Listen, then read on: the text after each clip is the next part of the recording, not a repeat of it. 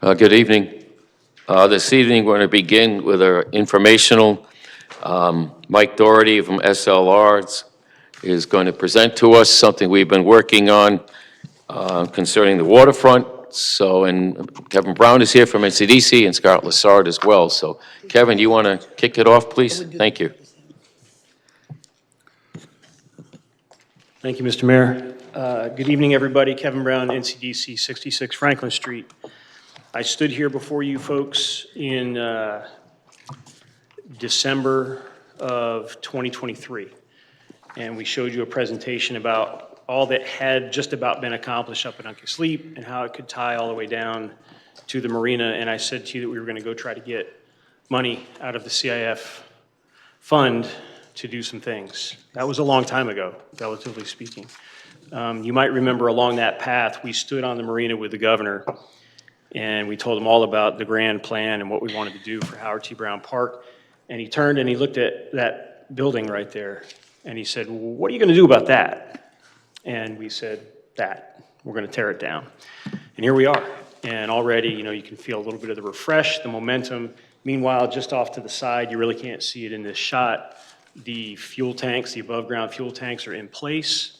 The pilings now have black sleeves on them instead of rusting white ones, and the point-of-sale system and lines are going in now. And so we're ready to pivot and move to the next step, and that's what SLR is here to talk to us about tonight. I just want to show this timeline because this demonstrates for you just what we've been through. I mean, we tried in round 3 to get funding, we got 0. We tried in round 4, we got $2 million. We tried again in round 5, we get another $4.5 million, and the Harbor Commission, along with Public Works, have succeeded in getting another $500,000 plus for activity along the waterfront. So altogether, that's the $7 million that you'll hear me refer to every now and again. It's not all out of the same pot of money, but it's all going to this same effort. But you can see that we spent a good year and a half trying to get through that grinder to get the funding in the first place, and here we are. We put the RFP out and hired SLR as our master planners for it. We've had about 3, really almost 4 months of public engagement, and during that same 4-month period, we held bi-weekly stakeholder discussions with municipal leaders and staff that need to be the ones that understand how these improvements do and do not fit inside of what we want for the city from a plan of conservation development standpoint, how they do or do not fit in terms of the operations and maintenance of the kinds of facilities that we're going to propose and show you here tonight. So that's gotten us to this point where we are, which is, I just want to put a fine point on this, a conceptual design. So I don't want anybody to look at a round thing and say, why isn't that square? All we're doing tonight is conceptually showing you the laydown of what can be accomplished on the waterfront. After this evening, Michael and his team will get busy developing the actual schematic diagrams that can then move into the design, engineering, and permitting phase. It'll take us to the beginning of next year. We'll put an RFP out for the actual construction, and if we can stay on track, April 1st, we're out there breaking ground to build some form of what Michael's about to show you here tonight, with an intent to be done by about Christmas time next year. So that's what we're looking at from a time frame, and at this point, I'll hand it over to Michael from SLR to show you what it looks like. Thank you, Kevin.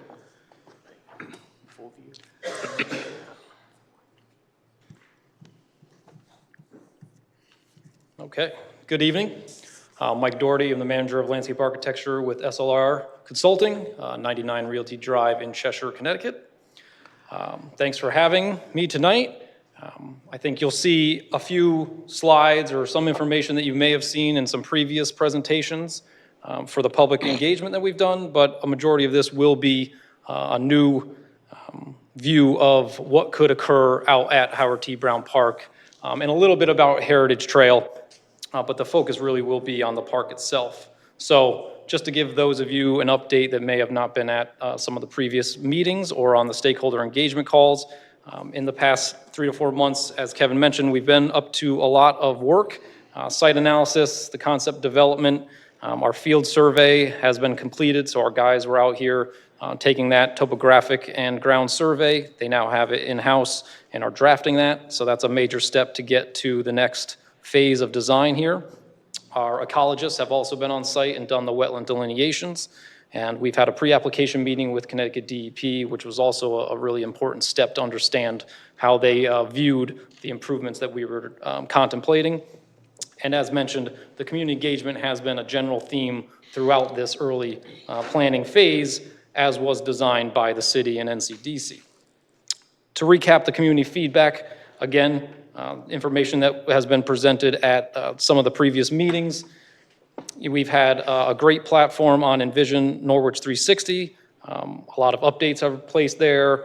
The initial survey has been great, really gave a lot of good feedback to us to get into the mindset of the daily users there.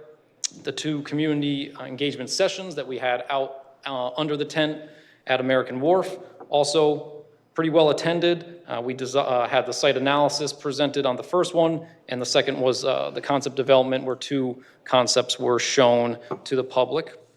I've seen a number of familiar faces on the council as well as in the audience today. So we got a lot of good information from that. In general, helping to shape the vision that was initiated by the RFP.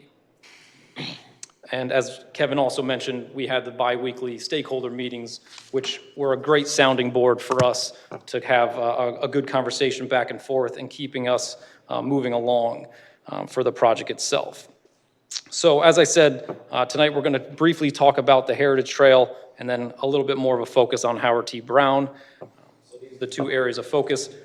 We're showing a portion of the Heritage Trail in the graphic in front of you, understanding that it goes all the way up to Uncas Leap, and we'll be looking at that in its entirety. But really, what we saw and what we identified through our site analysis and the concept development phase was this kind of key section of the Heritage Trail really becoming a gateway and an extension of Howard T. Brown Park. So while this is a linear connective area, it has topographic relief up to the roadside, so it's fairly narrow in what can accomplish along the river itself, but it's also a great opportunity to engage with the river in a little bit of a different way than you can within the park itself. So you have a nice soft edge.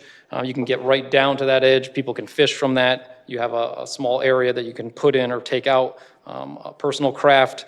The renovated pier, which will occur under a separate contract here. All are different ways of engaging with the river, engaging with the waterfront that are slightly different from Howard T. Brown, and we want to capitalize on that with some simple improvements. So the color that's just shown along the riverside itself is really just some clearing, some removal of invasive species, and some replanting of more native and wildlife-friendly species, but also keeping some open areas where you have lawn and you have a way of getting up to the edge of the river itself. We'll be looking at repaving the trail, correcting any issues that have been heaved or maybe a low spot. Also looking at just the creation of some wayfinding and gateway areas along the trail itself. So as you come down the hill or you're leaving the park, you have a way of understanding what's ahead, what other attractions are nearby, and what historical things have occurred in this area. There's a great rich history throughout this whole corridor, so we want to take advantage of that. So the images on this slide are just, again, some potential improvements that can be done, and we've talked about this sort of from the onset of the project. When you're going under the underpass there, have more inviting lighting, the potential for artwork. The graphic there is just a project we had done in Norwalk. There could be signage, but anything that kind of brightens up that space and just creates it a little bit more inviting of a space to pass through. It also creates an eye-catching space where you're kind of walking down towards it or walking from the park towards it. Creates kind of a cool gateway area. As I said, improving kind of the river edge access. There are areas of erosion, there are areas of invasive species along that river's edge. And so in the other photo, you can see a kind of stepped terraced using large granite block just to harden the edge, allow for people to get to it, utilize it for fishing or for personal craft in and out of that water. We'll again look at the paving, fencing, and tree clearing, so other maintenance items along the Heritage Trail to make it more inviting, make it safer, and again, also the wayfinding and interpretive signage, just to engage the public and the users of the trail in a little bit of a different way and start to create a signature to the trail, to this entire corridor, from the waterfront all the way up to Uncas Leap Heritage Park. So, Howard T. Brown Memorial Park. If you've seen some of the past graphics, we broke it down into 3 areas, the west, central, and east side, just so that we can kind of organize our thoughts and walk through the improvements, as they do tend to differ from one side to the other. So starting with the west side, here at West Main Street and Chelsea Boulevard, the corner there, this has been a space that we've always looked to be a new potential gateway into the park. A gateway where you can have some new visual accents up at the West Main Street corner, but also direct access down into the park itself. So when we're looking at this graphic here, this area up at the top is a small parklet that would be up at the elevation of West Main Street. And this would include the potential for some vertical accents. This is just a kind of interesting sculptural signage. Something that has some verticality there is what we're thinking. Not necessarily this picture, but something that kind of is a nice gateway. You'll see it coming from multiple directions, and it will signify this key gateway into the park itself. Small seating area overlooking the water and overlooking the new improvements. But most importantly is really this beige colored here that swoops along this curve and then straight down along the existing wall at Chelsea Boulevard. That's an accessible ramp that's going to allow people direct access from West Main Street down into the park. So if you're parking at the transportation center, if you're over at Thayer's, if you're coming from that direction, or up from the hill at the former church, you can get into the park and not necessarily walk all the way down Chelsea Boulevard into the parking lot that's there today. This area also is the most, I would say, reactivated.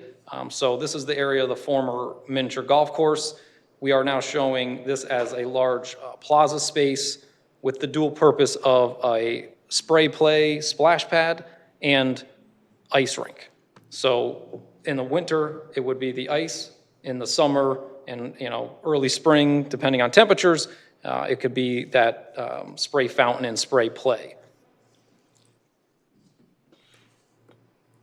So a couple of modeled views from a three-dimensional model that we created. And again, these are just to give an overall picture of what could occur.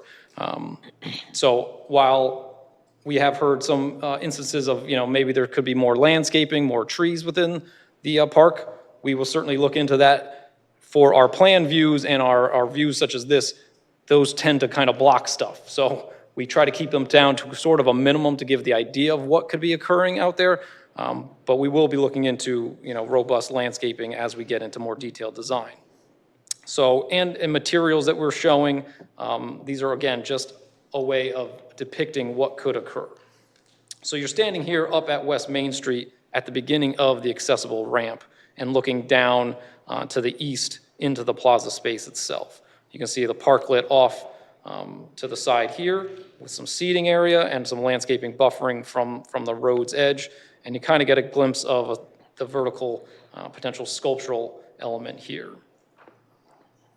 So the ramp itself will, as I showed, wrap around and then start to drop down along the wall of Chelsea Harbor Boulevard. That entire kind of route will have some fantastic views into this plaza space from up above. So this picture here is obviously of existing conditions. We're looking back to the west at the former miniature golf course and sort of the overgrown hillside that's there.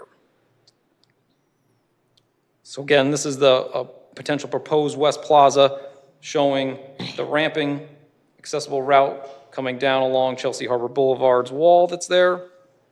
The spray play plaza in the center of the graphic. And again, this vertical water feature is just to signify having something there that would be a spray play element with some verticality, with some size.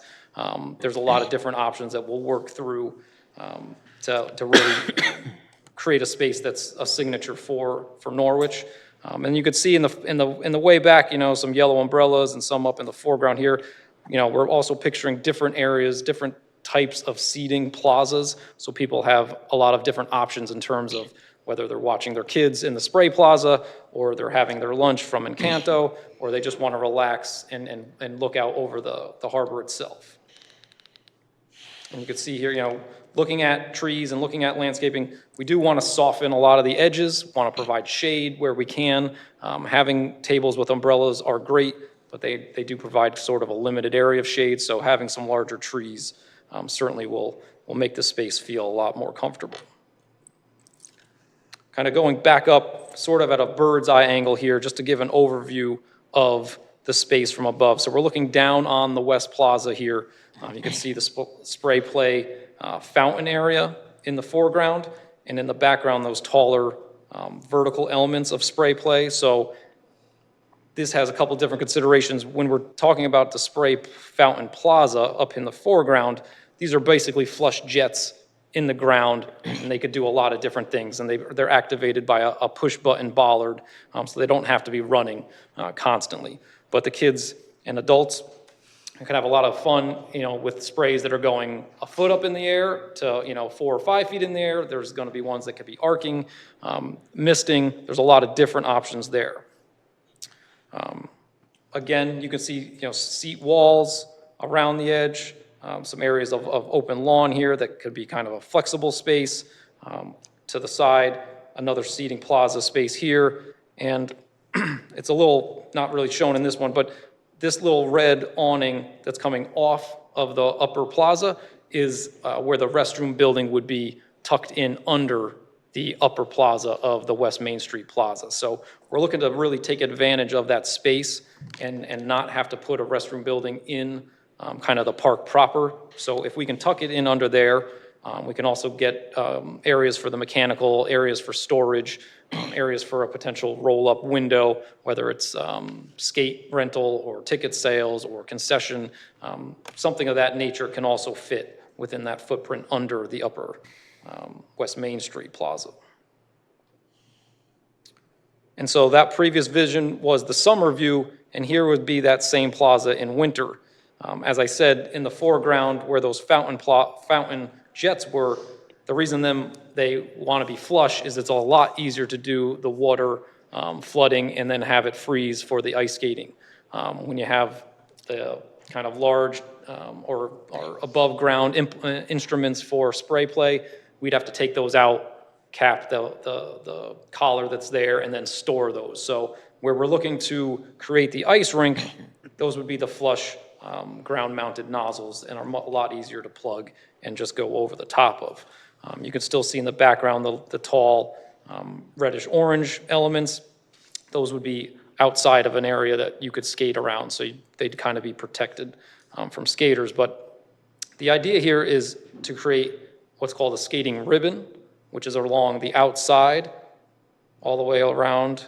You'd be able to skate in a 12-foot wide ribbon. And then in this center area here, you'd have a kind of small rink area that's kind of just a free skate, oblong shape that would allow, kids, if they were younger, to go in there. You could set it up for small games. Just a different area if you wanted to not necessarily always be in the skating ribbon itself. So moving over to the central portion of Howard T. Brown, this area, again, does still retain some of the parking that's there, but we do reconfigure some of this because of the removal of the boat launch, or the proposed removal of that boat launch, which allows us to park all along Chelsea Harbor here, which currently is signed for boat trailer and turning movements. So the existing boat ramp is in this location here. We'd be removing that, which allows us to create this continuous river walk all along the edge of the water itself. So instead of kind of going out into the parking and around the boat ramp area, which has a very steep drop off, and water is kind of coming in and out depending on rainfall and tide, this would allow us a single pathway connecting through the park and making its way to the east side. So here is an existing photo taken about a week ago, and we're looking to the east. You can see the existing dock connecting down here, and it's a little hard to see as it drops off, but the boat launch is in the middle of the photo here. So this is the artist's rendition of that continuous river walk. So not only are we widening it up to the edge of kind of the riprap or bouldered slope, we're also widening it back towards the parking lot itself. So we're looking to get at least an 8-foot river walk through this section just to accommodate a bit more traffic, have it be a little bit more accommodating to bi-directional traffic. Cyclists, if they are on this, could use it at an 8-foot width. We'd also picture the potential for some parallel spaces along the edge, which would allow for some small craft pickup and drop off of kayaks and canoes, and the use of the dock system that's there, or potentially a refurbished dock system to allow for paddle boarding, kayaks, canoes, small personal craft. But obviously the trailered boats would be looking at an alternative site, which the city is looking at currently. This also, with the trees, creating kind of a promenade effect here. We don't want to block people's views into the park, but being as this is mostly parking to the side, we can have benches along the edge of the Riverwalk under the trees looking out and not block the views. So moving over to the east side, which I would say not as activated as the west side, but still a major change from what's there today.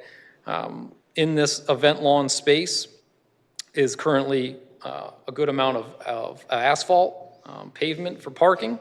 We are proposing to remove that, which we had shown in the previous concepts presented.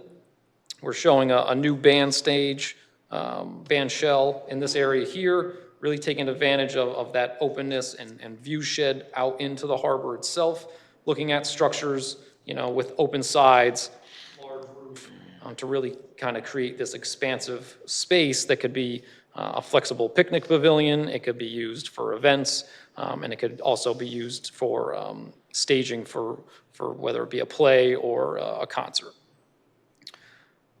Another improvement located here is what we're kind of referring to as a food truck plaza or an event plaza.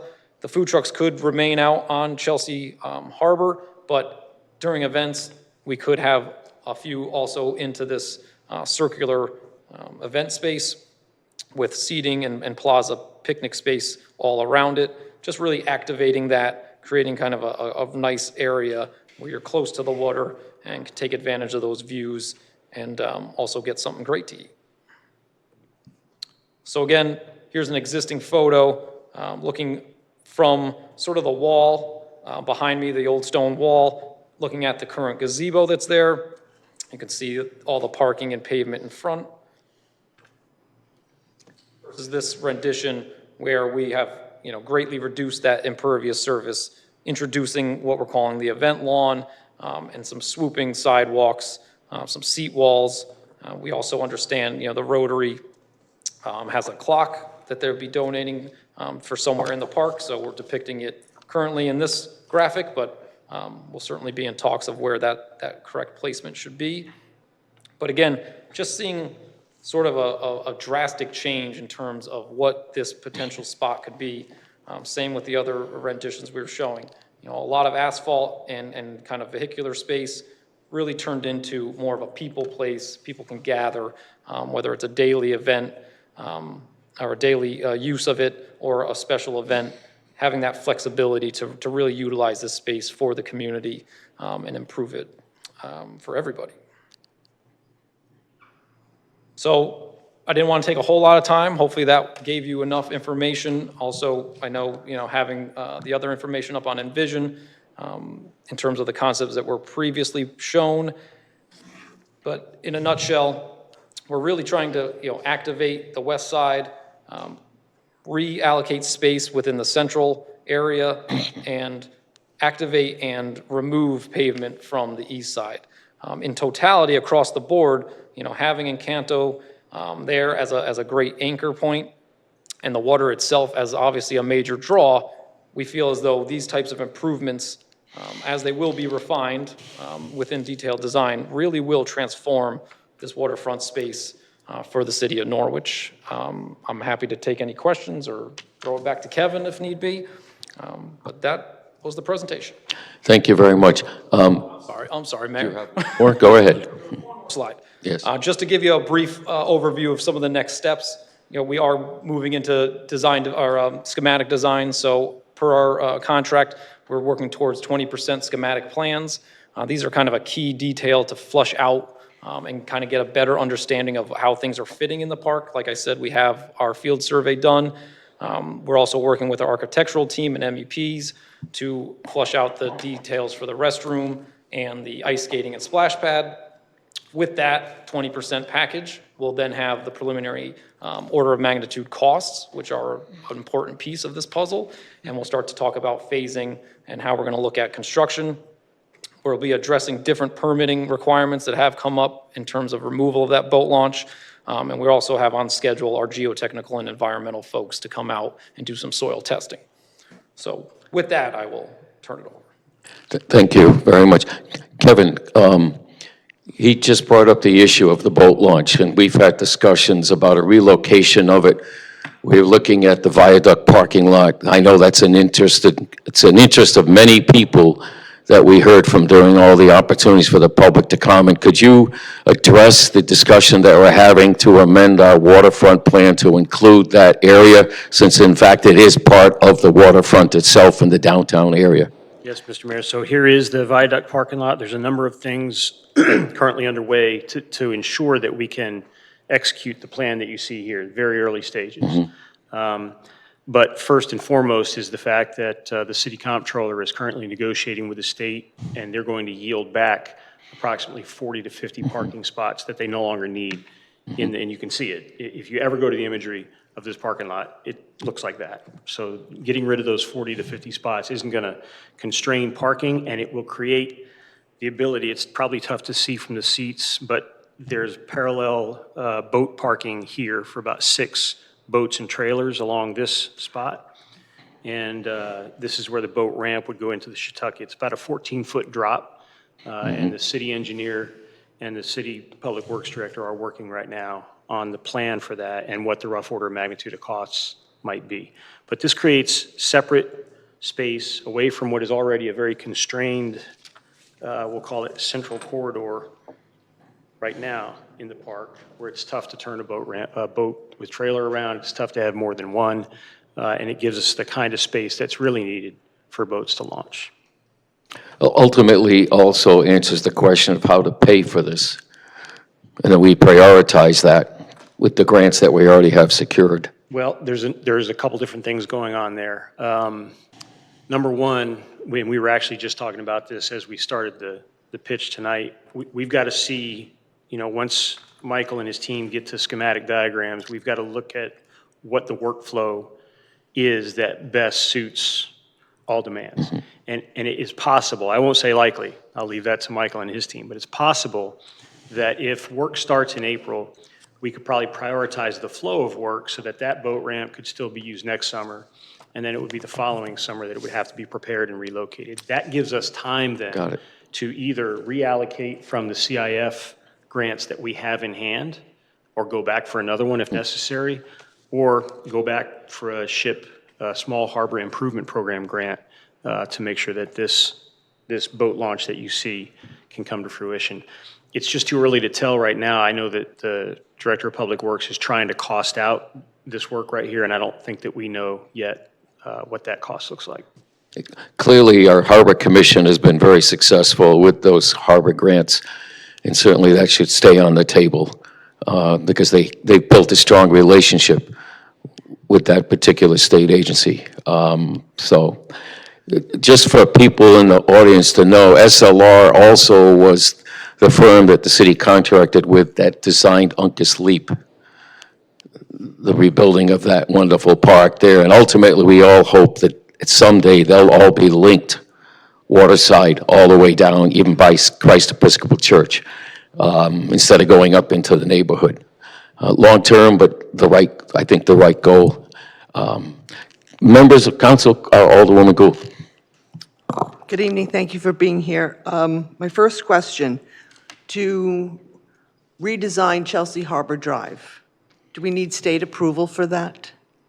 Yeah, And and feds. while the mobility study was included in SLR's approach to this, the relocation, redesign of the road itself is not included in what you're seeing and being presented with tonight. But what they have done is they've set the conditions so that if that project and that funding comes along, it'll fit with what we're doing here. Okay. Follow up on that, if we're losing parking spaces in Howard T. Brown Park as it sits now, will people be able to have access to the Market Street garage? Or where are you thinking that they're going to park? Another two-part answer. So first, for the data that surrounds this, the net effect is the loss of about 30 spots. Sound about right? Loss of about 30 spots. Truth is, and I was trying to bring it up here quickly, if you ever look at the imagery or you drive by and go park down there, there's about 30 spots open at any given time anyway. So the net effect might sound significant, losing 30 spots, but really it probably hits the sweet spot. Still, when there's a Rock the Docks going on or any other event, now you have a surge, and we're going to have to look overall at our parking policies and signage in terms of where people can park. And I think the Market Street Garage is an obvious solution. Okay. Lighting, is this going to be 20, or just nighttime lighting, or what are we doing with lighting? The for lighting will be upgraded, but it'll probably be the same time clock that it's on today, I would imagine, unless we're told otherwise, if there's issues. But yeah, we usually do, dusk to dawn for the lights. Okay, And there'll be pedestrian style, similar that's out there. okay. And who would be responsible for the maintenance of the splash pads, spray pad, ice rink? And do we have a cost analysis of what that costs on an annual basis? Yes, Scott? We did do a rough estimate of what the O&M cost would be. We had a conversation in a number of our CIF meetings en route to the application. I can't honestly recall what rough order of magnitude we got to on that. But the Public Works Director and the Comptroller were part of those conversations, and it was decided ultimately that we had scoped it in to an affordable level. Okay. And last question that I have right now, talk about ice skating. So where would people who don't own ice skates, is there a rental place that's going to, are you proposing some sort of rental area? And who would be handling that? So I will tell you that Scoops Biancanto has grown from 3 employees, all family, to 11 employees in the time that they've been operating there, and they actually look at this as a next logical evolution for their business and are ready and motivated to take it on as a vending possibility for them. Okay, thank you very much. Thank you. Members, questions? Yeah. Alderman Singh. Very much. So just quick thing, plans are good. Of course, I'm glad we have a second location for a boat launch. That was important. And hopefully we'll figure out a way that it can be paid through CIF expansion, because I feel like it's part of the whole project itself. But I thought there was a ramp for kayaks, or small boat ramp for kayaks. Is it still in there? Listen. Yep. So the existing ramps that are out there currently next to the boat launch ramp, those do have a grant, I think, from SHIP. Yes. to be refurbished. So they're not under contract for us right now to work on those, but the idea would be to keep those, whether they're in the configuration they are, and upgrade them just so they're, in new materials, or the potential to actually include in some, accessible ramp elements that make it easier to launch a canoe or a kayak from them. But that area will still have docks, no matter what the configuration is, that would allow you to get down to the water's edge and put a boat in. Okay. So that still needs to get a little bit more ironed out in terms of what happens with the existing docks that are there and under that other grant. But yeah, there'll definitely be a spot for you to bring in and take out a kayak. Yeah, because that's where all the people gonna come with kayaks, hopefully, The other one, of course, we have the boat launch, and I was there physically myself as well, and water is pretty calm up there, which could be second location that could be used. But if you're coming with the family with that kind of mindset, that's the place they'll be using. Now, some portion of the grant can also be used for the signage as well, because we need to have appropriate signs as well. We're trying to make this place now family-friendly, so we want to make sure there's some enforcement, by PD as well to make sure things are in good shape. But there are solar signs available as well. Stamford have some, and basically they are guiding signs that what other places you can go to Yeah. while you are here. And, Part of the Stanford design. oh, you are, okay, great. I think the company was SOOFA, SOFA, or, Okay, well, we did some with Guide Studio. okay. Downtown. But I think those were very impactful signs because you can program them, in different ways. You can highlight different restaurants around here. You can highlight different places to go. So if people are coming here, I want to make sure Yeah. other businesses are also generating revenue and we can capture, all the tourism that's coming. But yeah, so looking forward for more phases to come and, looking forward for more input. Thank you. Yep. Thanks. Thank you. Other questions at this time? No, President Pro Tem, please. Small technical question. When you showed the slide of the West Plaza, the very top,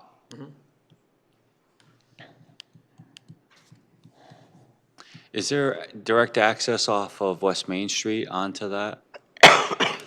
Yeah. So that's right, from right there, yes. Walking on West Yeah. Main, you'll take that swooping walk, not the ramp, Right. to stay up on West Main, yep. Yeah, because to me, that ties into the marina, what we're doing on the marina. It also ties into the parking garage, even though crossing those 3 lanes is a little harrowing. I mean, we could work on that too, right? Yeah, perfect. That was one of the key things that these folks said they wanted to do, was open up the park. And as Michael said, no longer will you have to walk all the way down to the parking lot to get into Howard T. Brown Parks. That really probably doesn't jump out today, but as this thing starts to come together, I think that's really where you're going to pick up on the excitement of the change, because you won't see a chain link fence and you won't have to walk 300 feet to even start to enjoy the park. You dump right down into the park right away. So is the concept that on both ends of that 90-degree turn would connect to the sidewalk, the existing sidewalk, or to road level? So this darker Nope. gray Yeah, the darker gray. yes, connects on either side. So to now either you're not, Chelsea Harbor so if you're a or- pedestrian navigating that, you're not walking all the way up to the light anymore. No. You're actually Exactly. getting separation from the traffic. Exactly, and Okay. one of the reasons for that is the potential roundabout that the mobility study showed. So we were trying to keep ourselves back away, which actually worked out nicely. But yeah, you're right, we're getting away from the traffic that's there. Yep. And then, yeah, work on the crossing, dealing with the roundabout. Yep, makes perfect sense. It just, I wanted to make sure I was understanding it the way I was seeing it. Yep. Thank you. Thank you. Other questions? Alderwoman Hayes, please. Good evening, and thank you for being here. So I'm glad you brought up the mobility study that's looking at the streets. How do you envision us walking forward to make the Howard Brown Park safe, make this a reality, but making it safe for pedestrians, because I'm still looking at the 3 lanes of traffic. And there was talk about, making maybe Chelsea Harbor Drive closing that and making Water Street a 2-way street. We've got now new complex apartment units going in. I mean, there's a lot going on in that area. I know one of the early concerns that I remember hearing when we were even talking about the splash pad is, again, safety of families crossing across the multiple access points into the park. So can I ask, have we thought about how we're going to address? Sure. So from a planning standpoint, we know what the plans are from the mobility study and the different lane configurations from the preferred concept. Unfortunately, that project has to move forward, which is behind where we are today. So we can't really take a whole lot from what the planning study showed other than the conceptual diagrams. So that's where we're planning to not push out or do something into a space that may be torn up and turned into a cycle path or a pedestrian bike lane or a pedestrian sidewalk or a bike lane. So we're staying on the inside of the park for these improvements. We'll look at if there's a timing issue with a crosswalk or the potential to improve some of the wayfinding and crossing down at the main entrance into the park today. We'll look at those crosswalks so that we're not producing anything that's unsafe and we're keeping people safe crossing the road. But in the road itself, reducing the lanes, removing lanes, that's gonna have to take a little bit more time to get flushed out because DOT is involved with that and we'll have to approve all of those plans. But we will look at visibility, signage, and the timing of the crosswalks coming into the park. Follow-up question. Is there such a thing as having too many crosswalks with signs? And let me explain why. So we have the one with the entranceway, the light, there's a crosswalk there. The other half of the people who park in the Market Street garage never walk down to that crosswalk. So they cross almost where you see the, not quite where you see the new bandstand a little ways down. They cross right there. Okay. They very rarely, I mean, when I'm down to Rock the Docks or evening events, they're crossing out of Market Street. There's no protection there. You go up to the entrance of Market Street, that's another area. It's a blind curve around there. So that's what I'm saying. I realize you can't do anything with the road, but looking at places where you know people are prone to cross, some recommendations Yep. on how we can improve pedestrian safety and access more safely going across those 3 lanes. Yeah, I mean, conceptually, we can certainly look at that, and one of our early discussions did focus on, how does this area kind of become more of a gateway, and if it does get narrowed down, that just makes the crossing that much easier. But we can take a look and Okay. just see, are there some slight improvements that we could be done on our side of the project to improve those crossings? But most likely, it's gonna be kind of a longer-term project that's gonna make those improvements. Thank you. Thanks. If I may. Thank you. City Manager, please. Yeah. Just to elaborate a little bit on that, we vision a short-term plan and a longer-term plan. The short-term plan would be to design some temporary park crossings similar to what we did at the City Hall, things like that. Even with a main event to have a police officer there, something like that. That's the interim situation. Hopefully, the state plan will be approved and implemented 5 or 10 years. I don't know what the timeline is for that. Then we can design something that's more permanent with the crossing, street calming and all that. So we're quite aware of that, and in fact, we're even looking, I think he read my mind on that, where the Marina Towers was, as you might know, that we're going to try to align Falls Avenue with entrance to the Arena. to the marina.